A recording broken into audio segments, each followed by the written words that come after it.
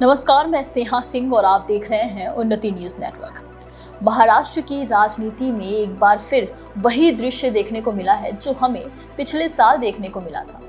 कहानी वही है पर चेहरे अलग हैं। इससे पहले वाले चुनाव में शिवसेना से बगावत करते हुए एकनाथ शिंदे ने पार्टी का विभाजन किया था, जिसके बाद उद्धव ठाकरे को पार्टी से हाथ धोना पड़ा था। ठीक एक बार फिर वैसे ही इस बार के चुनाव में एनसीपी के साथ हुआ है। अजित पवार ने पार्टी से बगावत की है और हैरान करने वाली बात यह है कि एनसीपी के ज्यादातर नेता अजित पवार गुट के साथ आ गए हैं और शरद पवार को एनसीपी के राष्ट्रीय अध्यक्ष पद से हटाकर अब अजित पवार को पार्टी का राष्ट्रीय अध्यक्ष बना दिया गया है। सूत्रों से मिली जानकारी के मुताबिक 30 जून को राष्ट्रीय कार्यकारिणी की बैठक में इस चीज का फैसला हो चुका था। इसी बीच कल दोनों पार्टियों की अलग अलग एक बैठक हुई। इस बैठक में अजित पवार शरद पवार पर हावी पड़ते दिखे।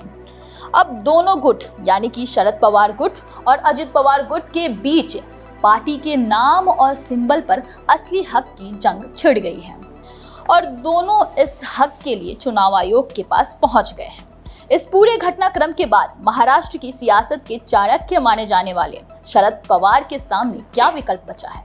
अब चलिए उन विकल्पों के बारे में बात करते हैं।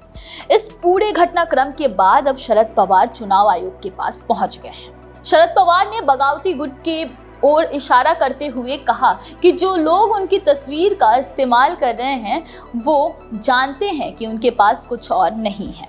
वहीं चुनाव आयोग का दरवाजा खटखटाते हुए उन्होंने कहा कि कोई दूसरा एनसीपी पर दावा आयोग के सामने करे तो आयोग शरद पवार का पक्ष जरूर सुने।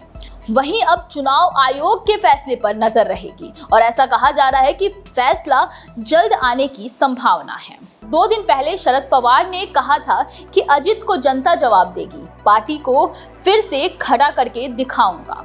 अब पार्टी में विभाजन के बाद पवार जनता के पास पहुंच गए हैं, क्योंकि अब लोकसभा चुनाव और विधानसभा चुनाव दोनों ही नजदीक है और उनके पास एक ही विकल्प बचता है और वो है जनता। अब आखिरी विकल्प के बारे में अगर हम बात करें तो वो है सुलह का, जो कि होने से रहा।